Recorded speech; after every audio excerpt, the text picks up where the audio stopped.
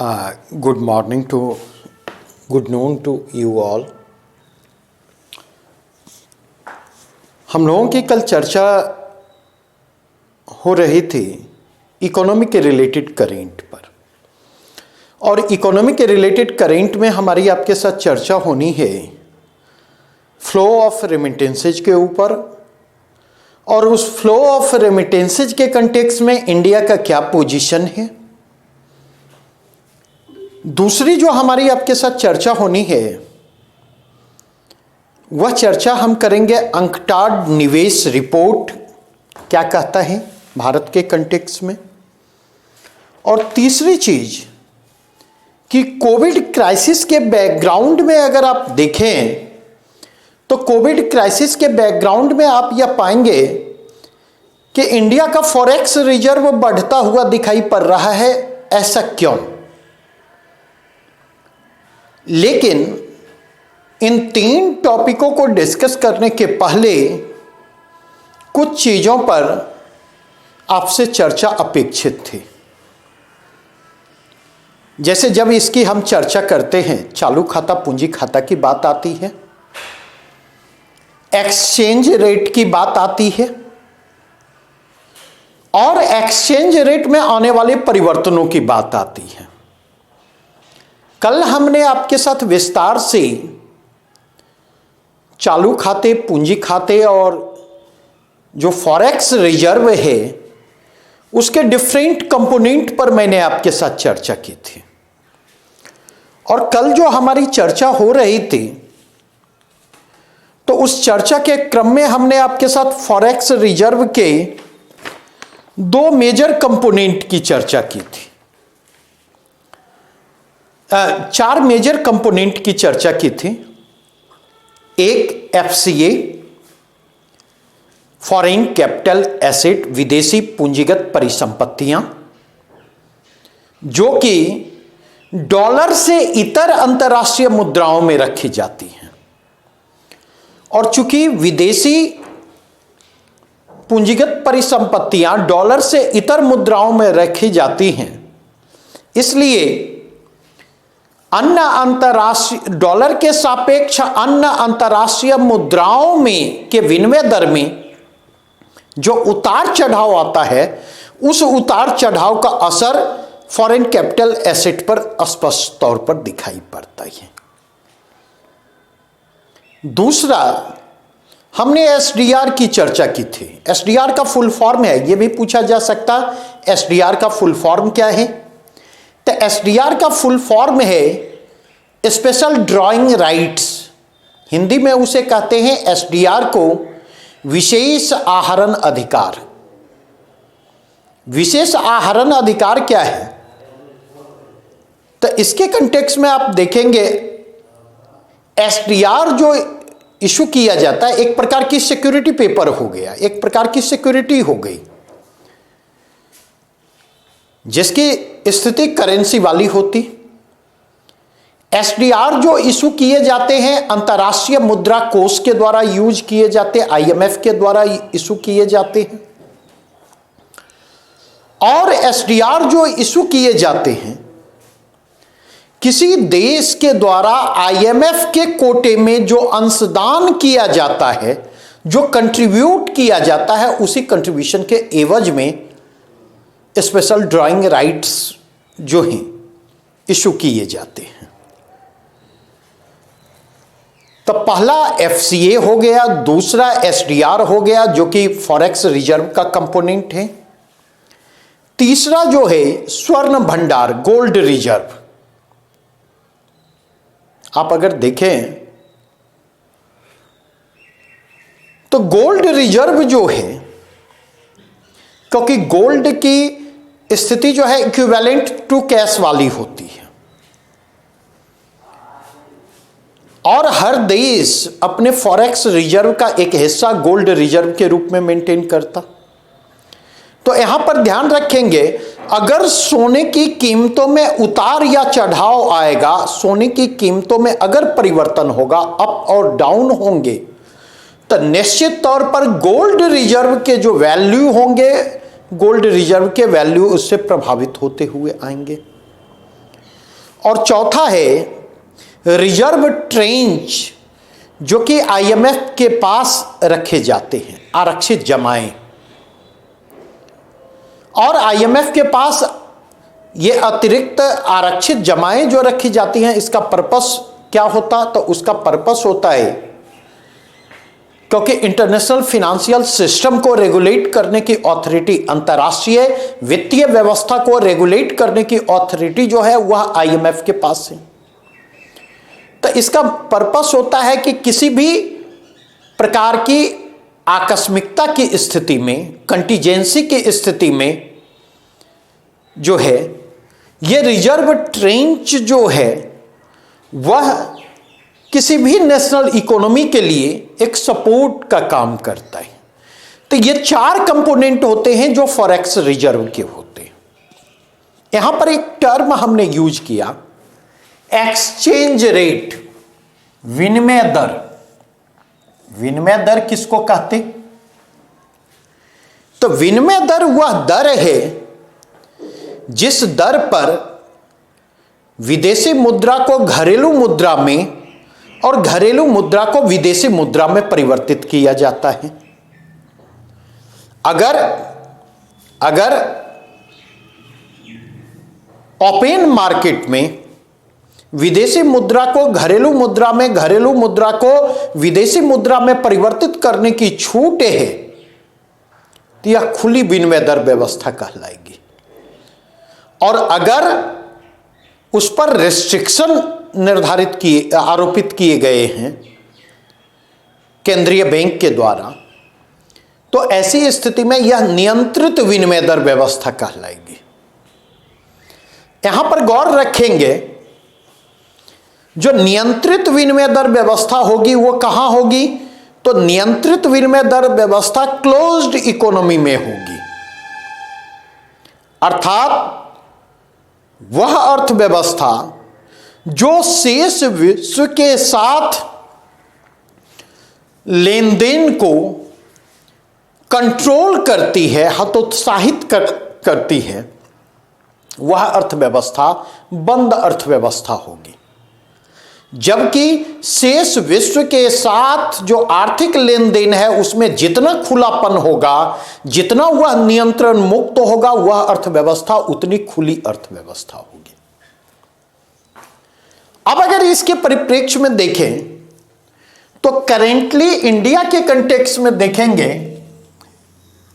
तो भारतीय अर्थव्यवस्था में प्रबंधित विनिमय दर निर्धारण प्रणाली को स्वीकार किया गया है। मैनेज्ड फ्लोटिंग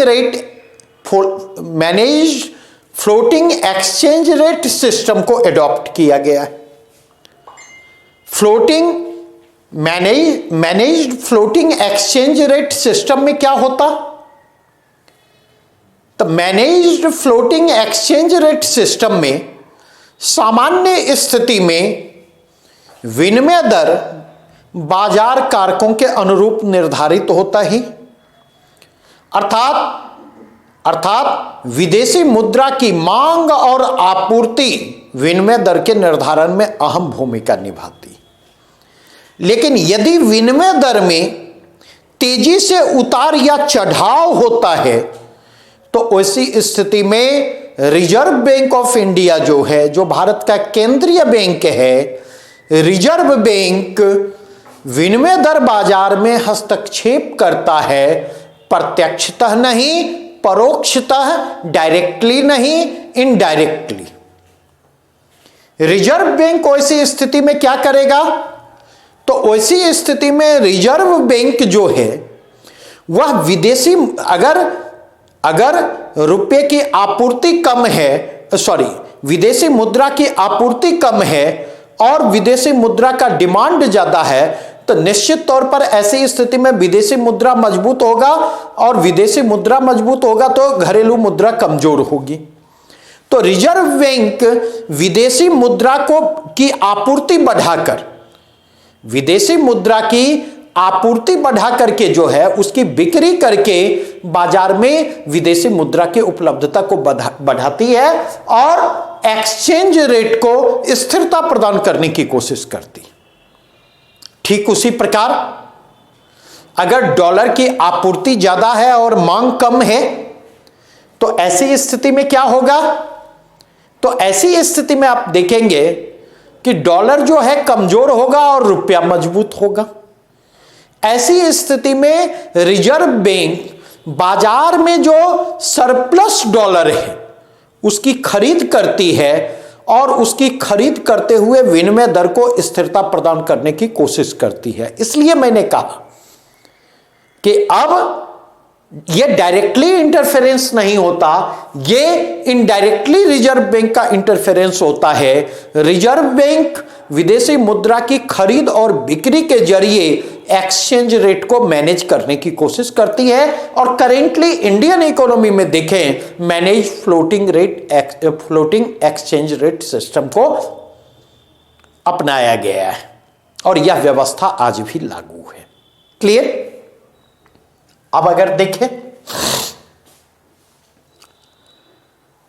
विनिमय दर में जो परिवर्तन होता, क्योंकि ये चार्ट जो आपके सामने दिख रहा है, इस चार्ट से किसी न किसी रूप में प्रश्न हर बार पूछे जाते, चाहे यूपीएससी पूछे चाहे बीपीएससी पूछे।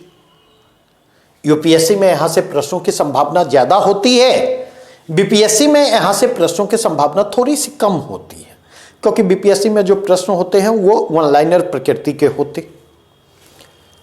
अब अगर देखें चार टर्म आते हैं जो एक्सचेंज रेट से जुड़े हुए हैं, याद करें, इन्फ्लेशन, रिफ्लेशन, डिफ्लेशन, डिसइन्फ्लेशन, उसमें भी उस चार्ट को हमने डिस्कस किया था। और वहां रुपये की क्रय क्षमता में होने वाले परिवर्तन के आलोक में हमने आपके साथ किसकी चर्चा की थी? कीमतों में वृद्धि या कीमतों में कमी की चर्चा की थी। यहां पर अगर आप देखें तो यहां पर दो स्थितियां एक्सचेंज रेट के संदर्भ में होंगी, तीन स्थितियां कर लें। या तो विनिमय दर स्थिर रहेगा, विनिमय दर के स्थिर रहने का मतलब है कि डॉलर के मतलब विदेशी मुद्रा के सापेक्ष घरेलू मुद्रा का मूल्य जो है वह स्थिर रहेगा, उसमें परिवर्तन नहीं होगा। या दूसरी स्थिति होगी कि डॉलर मजबूत होगा, डॉलर जो है मजबूत होगा और रुपया कमजोर होगा। तो डॉलर मजबूत होगा और रुपया कमजोर कब होगा? तो डॉलर जब मजबूत होगा और रुपया कमजोर होगा तो यह स्थिति या तो डेप्रिसिएशन कहलाएगी या डिवैल्यूएशन कहलाएगी। और तीसरी स्थिति है जब रुपया मजबूत होगा, डॉलर कमजोर होगा, वह स्थिति या तो एप्रिसिएशन कहलाएगी या वह स्थिति रिवैल्यूएशन कहलाएगी। अब यहां पर देखें, अगर रुपया मजबूत हो रहा है डॉलर के सापेक्ष, तो अगर रुपया डॉलर के सापेक्ष मजबूत हो रहा है तो ऐसा दो कारणों से हो सकता। अगर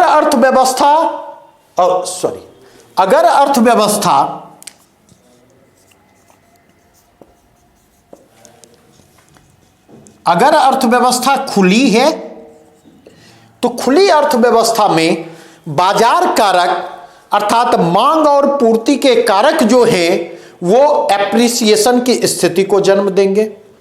एप्रिसिएशन की स्थिति में देखेंगे डॉलर की आपूर्ति ज्यादा होगी और डॉलर की मांग कम होगी। ऐसी स्थिति में जब डॉलर की आपूर्ति ज्यादा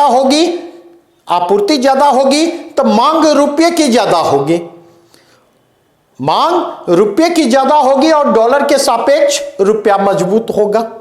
तो वह स्थिति जो है वह एप्रिसिएशन की स्थिति कहलाएगी, मनी एप्रिसिएशन। तो इस चार्ट को पढ़ने का जो तरीका है वह तरीका है यह, अर्थात जब डॉलर के सापेक्ष विदेशी मुद्रा के सापेक्ष, चूंकि डॉलर की चर्चा कर रहा हूं, मोस्ट पॉपुलर विदेशी मुद्रा है, चूंकि जब विदेशी मुद्रा के सापेक्ष रुपया मजबूत हो रहा हो और इस रुपये की इस मजबूती का कारण मांग और पूर्ति का आपूर्ति का संतुलन है, तो वह स्थिति मनी एप्रिसिएशन की स्थिति कहलाती है। लेकिन जब रुपये की मजबूती का कारण क्या होगा, तो जब रुपये की मजबूती का कारण जो है वह डिमांड और सप्लाई ना हो करके गवर्नमेंट का इंटरफेरेंस होगा, सरकारी हस्तक्षेप होगा, तो वह स्थिति रीवैल्यूएशन की स्थिति कहलाएगी। अब यहां पर गौर करने की कोशिश करेंगे, यहां पर गौर करने की कोशिश करेंगे।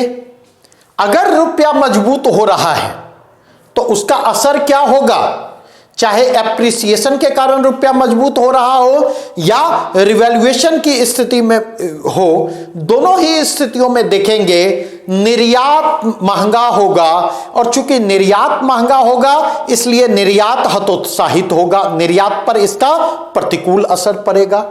और उसी के सापेक्ष देखें तो आयात सस्ता होगा, तो निर्यात हतोत्साहित होगा, आयात प्रोत्साहित होगा, तो इसका बैलेंस ऑफ ट्रेड पर इंपैक्ट जो है एडवर्स पड़ेगा, व्यापार संतुलन पर इसका प्रतिकूल असर पड़ेगा।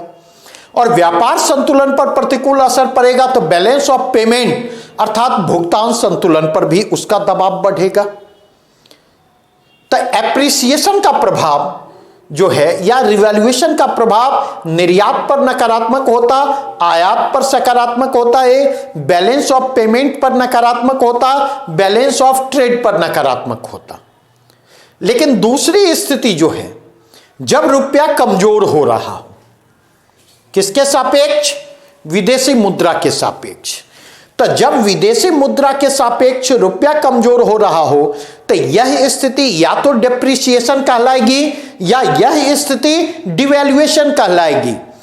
चाहे स्थिति डेप्रिसिएशन की हो चाहे डिवैल्यूएशन की स्थिति हो, दोनों ही स्थितियों में देखेंगे निर्यात जो है सस्ता होगा, और निर्यात सस्ता होगा तो निर्यात प्रोत्साहित होगा। आयात महंगा होगा, आयात महंगा होगा तो आयात हतोत्साहित होगा।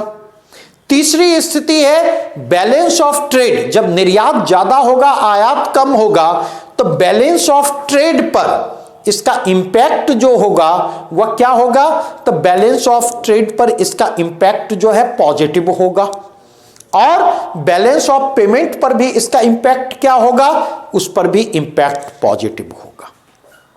इसलिए देखेंगे जब कई बार निर्यात को प्रोत्साहित करने के लिए रुपये को कमजोर होने दिया जाता।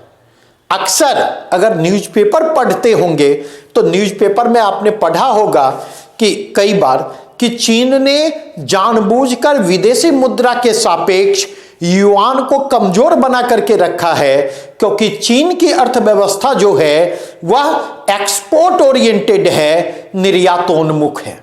चूंकि चीन की अर्थव्यवस्था निर्यातोन्मुख है, निर्यात ज्यादा है, आयात कम है, इसका अंदाजा इसी बात से लगा ले कि चीन का व्यापार संतुलन जो है चीन के पक्ष में है, और ट्रेड अकाउंट का बैलेंस करीब करीब $400 बिलियन के आसपास सरप्लस में रहता है। तो ऐसी स्थिति में चीन जब युआन को जानबूझकर कमजोर बनाकर रखता तो इसका बेनिफिट चीन के निर्यात को मिलता और पूरी की पूरी चीन की अर्थव्यवस्था को मिलता। लेकिन चीन वाली छूट जो है भारत के साथ नहीं है, क्योंकि यहां पर ध्यान रखेंगे आयात जो हम कर रहे तो आयात दो प्रकार का होता। एक आयात होता कि कीमत उसकी कितनी भी बढ़ेगी उस आयात को हम रोक नहीं सकते। जैसे भारत के आयात बिल में देखें लगभग 1/3 आयात जो है पेट्रोलियम, ऑयल और लुब्रिकेंट्स का होता है, जिसके जरिए हमारी फ्यूल रिक्वायरमेंट, जिसके जरिए हमारी एनर्जी रिक्वायरमेंट पूरी होती है। ऐसी स्थिति में अगर आयात महंगा भी होता तो हम उस आयात से समझौता करने की स्थिति में नहीं होते। तो ऐसी स्थिति में अगर डिप्रिसिएशन या डिवैल्यूएशन की भी स्थिति होती तो आयात तो इसके कारण महंगा होता है, और निर्यात तो सस्ता होता है और निर्यात को प्रोत्साहन मिलता, लेकिन आयात जो महंगा होता, और चूंकि एक बड़ा मद ऐसे मद का है जिसमें आयात से समझौता हम नहीं कर सकते, तो यह निर्यात के लाभों को कुछ हद तक प्रतिसंतुलित करता हुआ आता। यहां पर ध्यान रखें, न्यूज़पेपर में और अक्सर हिंदी के न्यूज़पेपर में देखेंगे डिवैल्यूएशन टर्म का यूज आजकल किया जा रहा है, कई बार हमने देखा है। ध्यान रखेंगे, डिवैल्यूएशन टर्म का इस्तेमाल गलत है। डिवैल्यूएशन टर्म की जगह अवमूल्यन शब्द की जगह जो है मुद्रा ह्रास शब्द का, डेप्रिसिएशन शब्द का इस्तेमाल होना चाहिए, क्योंकि वर्तमान में रुपया अगर कमजोर हो रहा है तो वह डिवैल्यूएशन की स्थिति को नहीं दर्शाता, क्योंकि वह सरकार के हस्तक्षेप के कारण कमजोर नहीं हो रहा, बल्कि मार्केट फैक्टर, विदेशी मुद्रा की मांग और आपूर्ति के संतुलन के कारण रुपया कमजोर हो रहा है। और चूंकि वह उस असंतुलन के कारण कमजोर हो रहा है, तो यह स्थिति डिप्रिसिएशन की है, न कि यह स्थिति डिवैल्यूएशन की। वर्तमान में भारतीय अर्थव्यवस्था अगर आप कहें तो खुली अर्थव्यवस्था है। भारतीय जीडीपी का करीब 2/3 हिस्सा जो है शेष विश्व की अर्थव्यवस्था से जुड़ा हुआ है। शेष विश्व की अर्थव्यवस्था के साथ भारत की अर्थव्यवस्था के इंटरैक्शन को प्रमोट किया जा रहा है। इसलिए भारतीय अर्थव्यवस्था अपनी वर्तमान प्रकृति में खुली अर्थव्यवस्था के कहीं ज्यादा करीब है और बंद अर्थव्यवस्था से दूर जा रही है। इसलिए अब सामान्यतः रिवैल्यूएशन और डिवैल्यूएशन की स्थिति पैदा नहीं होती है, पैदा होने की संभावना नहीं के बराबर है, एक्सेप्शनल केस छोड़ दें। तो ये मोटा मोटी जो है। यहां पर एक और चीज देखेंगे, अब तक भारतीय अर्थव्यवस्था में 3 बार अवमूल्यन किया गया है रुपये का।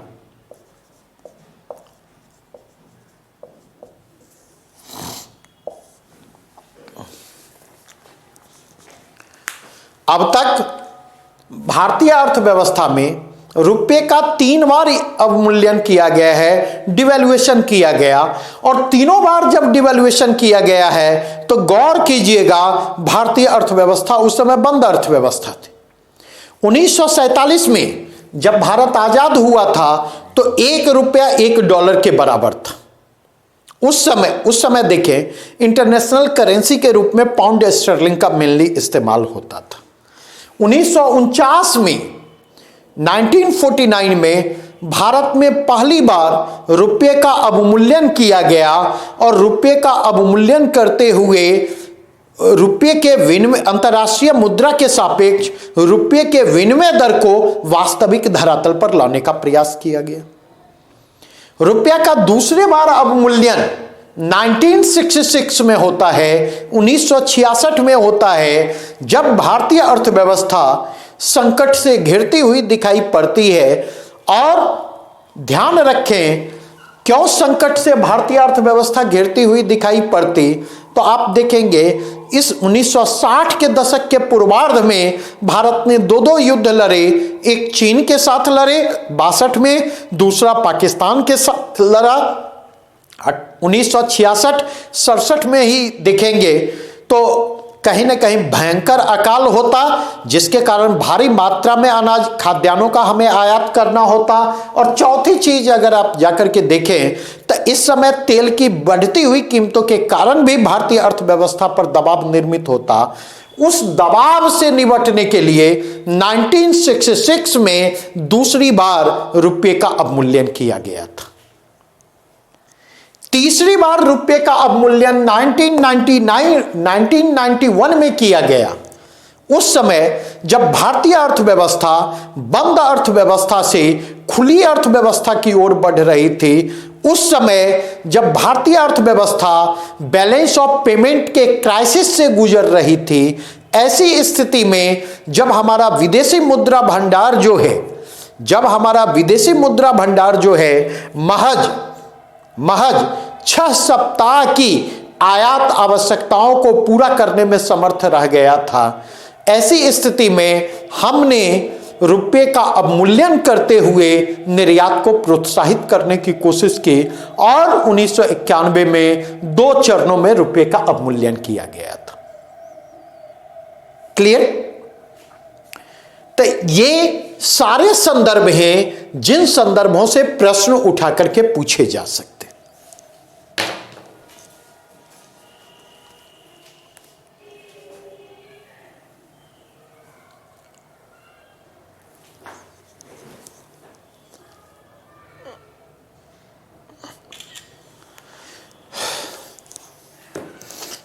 बढ़ूं आगे? कोई प्रश्न है यहां तक में? हाँ बोलिए खुशबू। सर जैसे आप बताएं कि अभी भारतीय अर्थव्यवस्था खुली अर्थव्यवस्था हो गई है। हाँ सर तो यहाँ पे मतलब पूंजीवाद का ज्यादा बढ़ावा होगा। हाँ, निश्चित तौर पर जो खुली अर्थव्यवस्था होगी उसमें बाजार तत्व प्रभावी होंगे, लेकिन एक बात ध्यान रखेंगे, कोई भी चीज एब्सोल्यूट नहीं होता है। ठीक है, यहां मैं भारतीय अर्थव्यवस्था को अगर खुली अर्थव्यवस्था कर रहा हूं तो सापेक्षिक संदर्भों में, सापेक्षिक संदर्भ का मतलब 1991 के पहले, क्योंकि कोई भी अर्थव्यवस्था ना तो पूरी तरह से खुली अर्थव्यवस्था होती और ना ही पूरी तरह से बंद अर्थव्यवस्था होती। नहीं तो सापेक्षिक संदर्भों में जब किसी अर्थव्यवस्था को हम बंद अर्थव्यवस्था कहते तो हमारे कहने का तात्पर्य यह होता कि खुली अर्थव्यवस्था के लक्षणों की तुलना उस अर्थव्यवस्था में बंद अर्थव्यवस्था के लक्षण फीचर्स जो हैं वो कहीं ज्यादा डोमिनेंट हैं। जब हम किसी अर्थव्यवस्था को खुली अर्थव्यवस्था कह रहे होते तो वहां पर हमारा इशारा होता कि उस अर्थव्यवस्था में खुली अर्थव्यवस्था के तत्व जो हैं कहीं ज्यादा डोमिनेंट है बंद अर्थव्यवस्था के तत्वों की तुलना में। अगर मैं कह रहा हूं भारतीय अर्थव्यवस्था जो है, भारतीय जीडीपी का करीब करीब 2/3 जो है rest of the world economy से कनेक्टेड है, जुड़ा हुआ है और वैश्विक अर्थव्यवस्था में उतार चढ़ावों से प्रभावित होता, तो इसका मतलब यह हुआ कि 2/3 इंडियन इकोनॉमी ग्लोबल इकोनॉमी से प्रभावित होती है, लेकिन इसका यह भी मतलब है कि 1/3 इकोनॉमी जो है भारत की भारतीय जीडीपी का 1/3 उसका अभी भी शेष विश्व के साथ जुड़ाव नहीं हुआ है। क्लियर? हाँ बोलिए।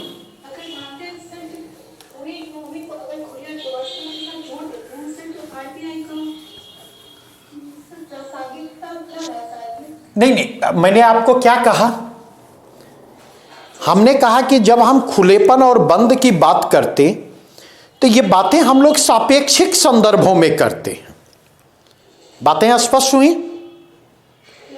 रिलेटिव टर्म में करते। पहली बात ये कही हमने, और दूसरी बात हमने आपको यह कही कि कोई भी अर्थव्यवस्था ना तो पूरी तरह से खुली अर्थव्यवस्था होती है और ना ही कोई अर्थव्यवस्था पूरी तरह से बंद अर्थव्यवस्था होती है। नहीं तो वैसी स्थिति में अगर आप देखें ना आप खुद, अब आरबीआई जो है एक्सचेंज रेट में डायरेक्ट इंटरफेयर तो नहीं करती है, नहीं, लेकिन पर्दे के पीछे से रहकर डॉलर की आपूर्ति को प्रभावित करके, डॉलर की खरीद बिक्री के जरिए आपूर्ति को प्रभावित करके एक्सचेंज रेट को मैनेज करने में की स्थिति में होती है या नहीं? ठीक है, आगे बढ़ूं? चलिए, ओके।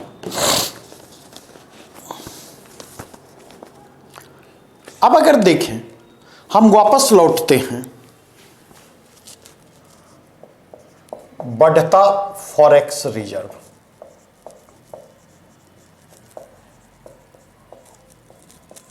और यहां किसकी चर्चा कर रहे हैं? भारतीय संदर्भ की चर्चा कर रहे हैं। भारत के संदर्भ में बढ़ते फॉरेक्स रिजर्व की चर्चा कर रहे हैं। अगर आप देखें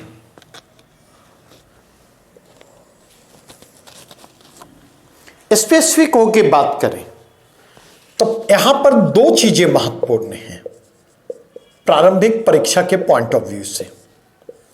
क्या महत्वपूर्ण है?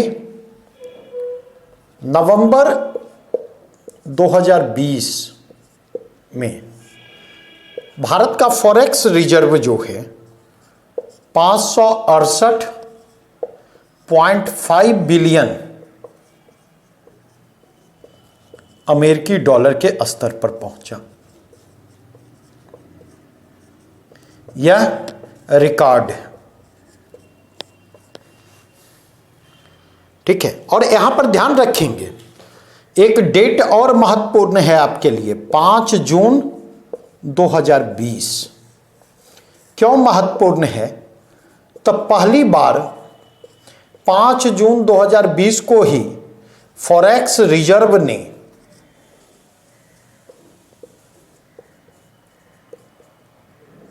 फॉरेक्स रिजर्व 500 बिलियन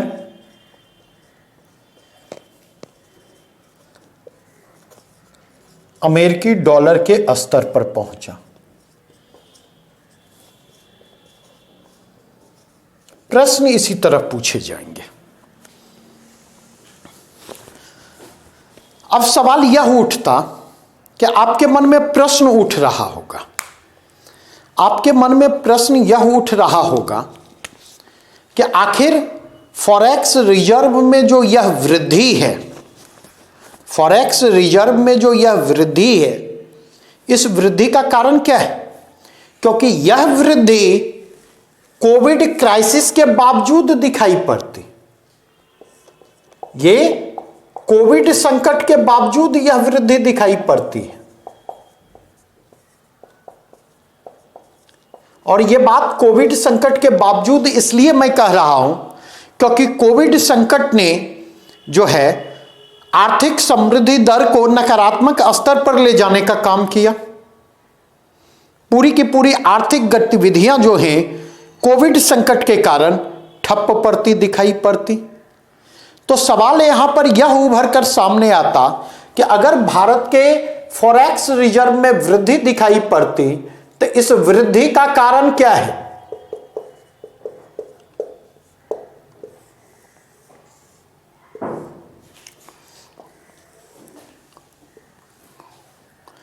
इस वृद्धि के कारणों की व्याख्या किसके कंटेक्स्ट में करेंगे?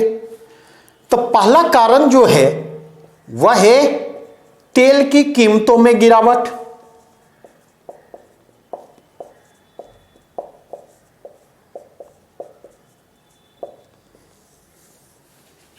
आप इमेजिन करें ना, घरेलू मार्केट में पेट्रोल और डीजल की क्या कीमतें हैं उस पर मत जाइएगा।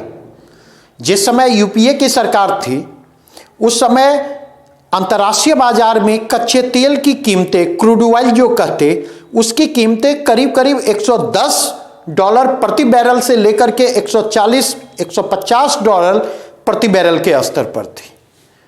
जबकि हाल में अगर आप देखें तो तेल की कीमतें 25 से 40 डॉलर प्रति बैरल के निम्न स्तर पर पहुंच गई।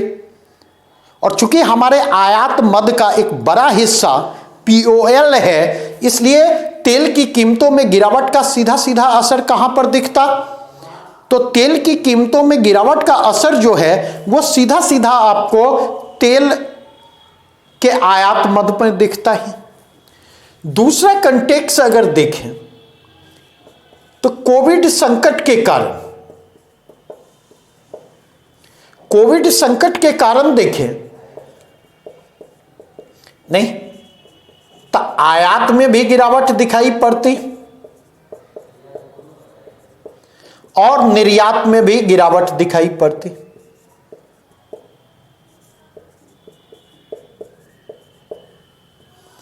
गिरावट दोनों में दिखाई पड़ती। लेकिन अगर आप देखें आयात और निर्यात दोनों में गिरावट अगर परसेंटेज के फॉर्म में है देखें तो परसेंटेज के फॉर्म में करीब करीब बराबर दिखाई पड़ता। आयात में गिरावट करीब करीब 59% के आसपास है, निर्यात में गिरावट करीब करीब 60% के आसपास है अप्रॉक्स। और अगर इसके कंटेक्स्ट में आप जाकर के देखें तो आप यह पाएंगे निर्यात के बिल से आयात का बिल 2 गुना है।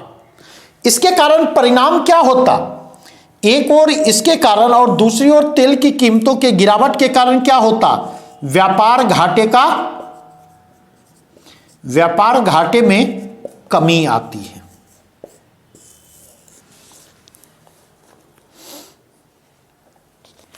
दूसरा क्या होता, नहीं तो दूसरी स्थिति जो आपको दिखाई पड़ती, स्पेशली मेंशन करना मैं चाहूंगा, वह आपको क्या होता, नहीं तो वह कारण आपको है विदेशी मुद्रा परिसंपत्तियां जो हैं,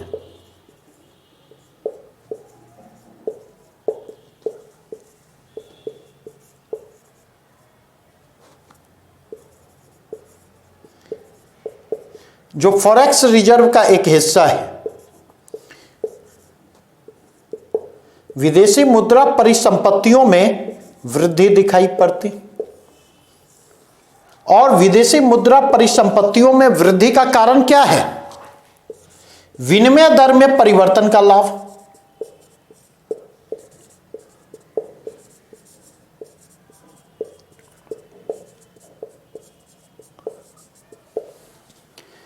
तीसरा फायदा क्या होता, गोल्ड रिजर्व जो है का बढ़ता आकार,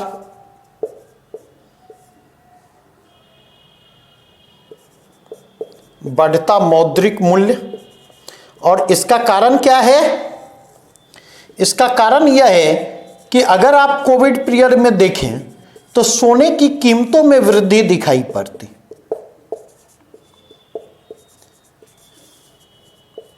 क्योंकि एक चीज ध्यान रखेंगे, इस बात को ध्यान रखेंगे कि अगर अर्थव्यवस्था बेहतर प्रदर्शन कर रही होती है तो निवेश का फ्लो अर्थव्यवस्था की ओर होगा, वित्तीय निवेश का रुझान इकोनॉमिक एक्टिविटी में होगा। लेकिन अगर अर्थव्यवस्था कमजोर पड़ रही है तो ऐसी स्थिति में निवेशकों का रुझान जो है आर्थिक गतिविधियों में निवेश की बजाय जो है गोल्ड में निवेश की ओर होता, और ऐसी स्थिति में गोल्ड की मांगे बढ़ जाती हैं, जिसके कारण आप देखेंगे कि सोने की कीमतों में उछाल की स्थिति देखने को मिलती।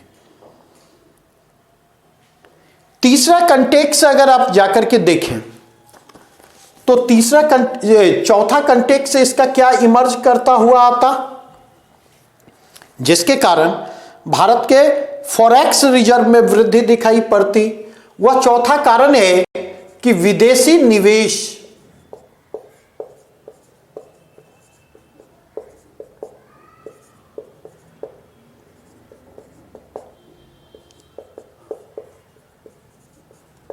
भारत की ओर विदेशी निवेशकों का बढ़ता रुझान।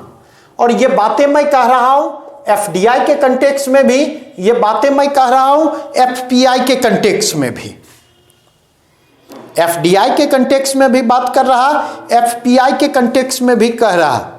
आप अगर गौर करें तो कोविड क्राइसिस के कंटेक्स्ट में आप देखेंगे जिस तरीके से चीन की भूमिका को लेकर विवाद उभरे, इसके कारण आप देखेंगे पश्चिमी निवेशकों का रुख, पश्चिमी निवेशकों का चीन से मोह भंग होता और पश्चिमी निवेशक निवेश के लिए चीन के वैकल्पिक बाजार की तलाश करते।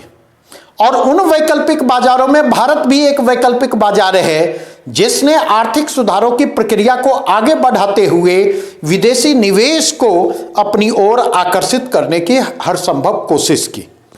और लास्ट पॉइंट अगर इसमें मैं कहना चाहूंगा, जिसने कि फॉरेक्स रिजर्व में इस वृद्धि को संभव बनाया, वह यह कि एसडीआर में वृद्धि।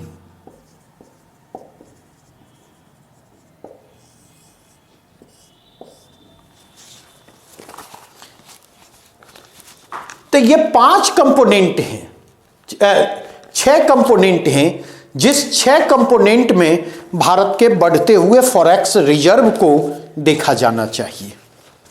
यहां पर एक 7वां कंपोनेंट भी ध्यान रखेंगे। क्या सातवां कंपोनेंट ध्यान रखेंगे वह यह कि जो विदेशी मुद्राओं का आउटफ्लो है,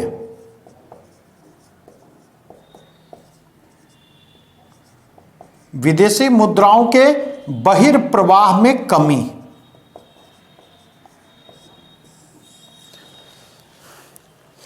विदेशी मुद्राओं के इस बहिर्प्रवाह आउटफ्लो में कमी क्यों आती है? क्योंकि अगर आप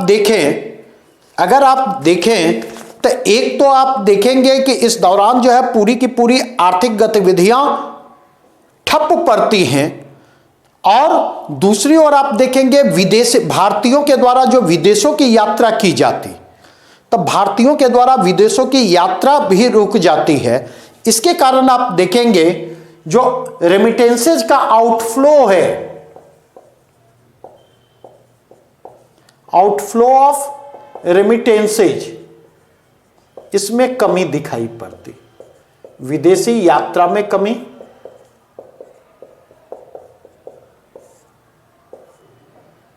वित्त प्रेषण में कमी।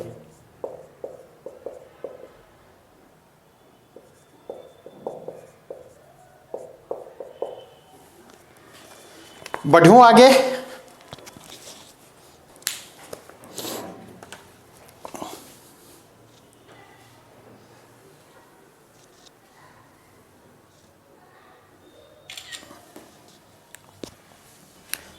अब नेक्स्ट पॉइंट आता हूं मैं।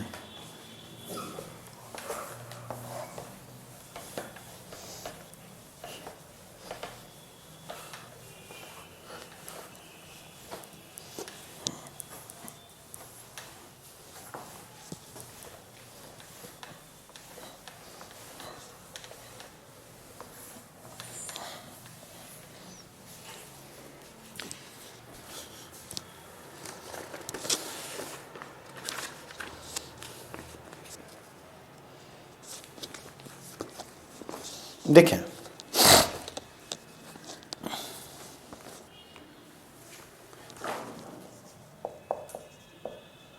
बाह्य वित्त प्रेषण पर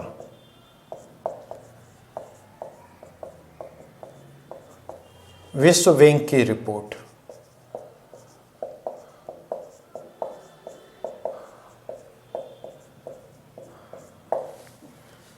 ये 2020 ये रिपोर्ट जो है, ये ध्यान रखेंगे कई बार पूछ देता है निम्न में से विश्व बैंक के द्वारा कौन सी रिपोर्ट जारी की जाती है या कौन सी रिपोर्ट नहीं जारी की जाती। तो यह अक्टूबर 2020 में विश्व बैंक के द्वारा यह रिपोर्ट जारी की गई। इस रिपोर्ट में क्या कहा गया? इस रिपोर्ट के कंटेक्स्ट में देखें तो टॉप 5 कंट्री जो हैं,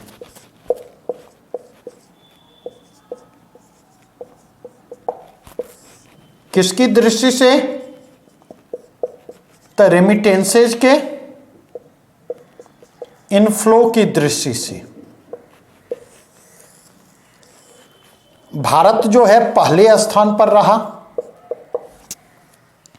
और भारत के कंटेक्स्ट में देखें तो जो रेमिटेंसेज का इनफ्लो रहा है वो 2020 में जो रेमिटेंसेज का फ्लो रहा है वह उसमें 7% की कमी आई है, और यह 76 बिलियन अमेरिकी डॉलर रहा है।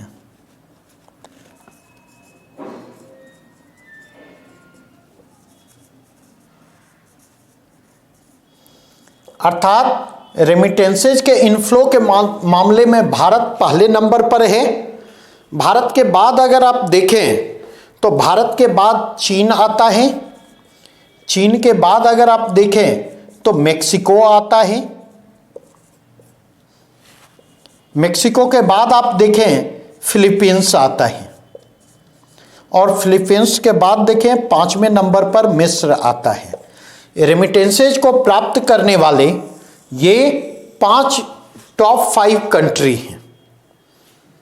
अब इसमें जो महत्वपूर्ण चीजें हैं, जो रिपोर्ट को महत्वपूर्ण बना देती हैं, वो क्या बना देती हैं, और जो भारत को चिंतित करने वाली, इसमें कहा गया कि 2021 में 14% की गिरावट की संभावना।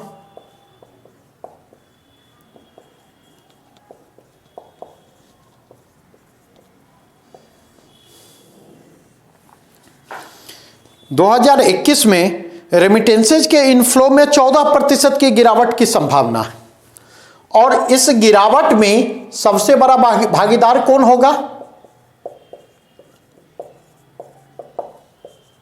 इस गिरावट में दक्षिण एशिया की महत्वपूर्ण भागीदारी होगी।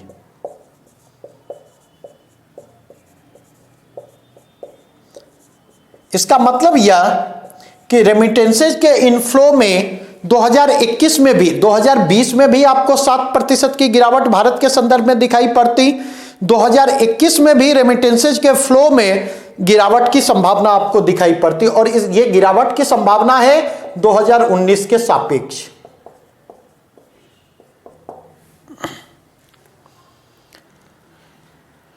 नहीं, अब अगर इसके कंटेक्स्ट में जाकर के देखें, और सॉरी 7% नहीं, ये 9%। अब अगर इसके कंटेक्स्ट में देखें तो इसमें जो बात की गई है, क्या बात की गई है? इसमें कुछ नए रुझानों का संकेत दिया गया है रेमिटेंसेज के इनफ्लो के संदर्भ में। और नए रुझानों के बारे में क्या बतलाया गया? नहीं, तो पहली बात बतलाई गई, हाल के वर्षों में पहली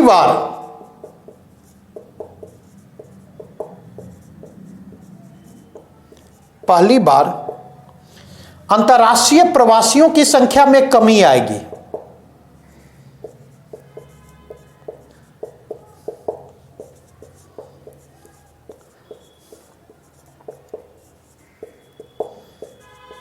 और अंतर्राष्ट्रीय प्रवासियों की संख्या में कमी क्यों आएगी? तो इसके 2 कारण होंगे। एक, नए प्रवासन में कमी आएगी, और दूसरी ओर रिवर्स माइग्रेशन,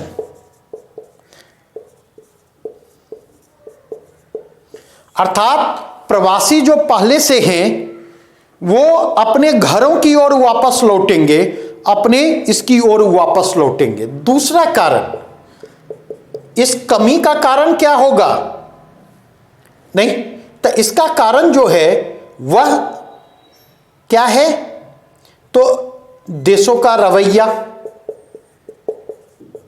क्योंकि हर देश दबाव में है, और उस दबाव से निपटने के लिए उसने वीजा प्रतिबंधों को सख्त किया है, वीजा प्रतिबंधों को भी सख्त किया है। और दूसरा प्रवासियों के लिए रोजगार उपलब्धता में भी कमी आई है।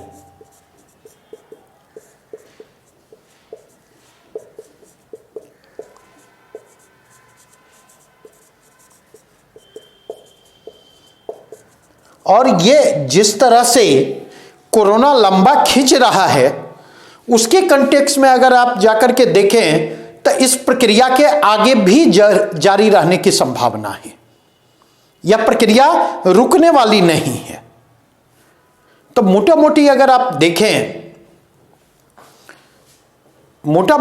आप देखें तो ये डिफरेंट संदर्भ हैं, जिन संदर्भों से इसको जोड़ करके देखा जाना चाहिए। यहां तक में कोई प्रश्न? तो आज यहीं पर अपनी चर्चा को रोकूंगा, आगे हमारी चर्चा फिर कल जारी रहेगी। बहुत बहुत धन्यवाद।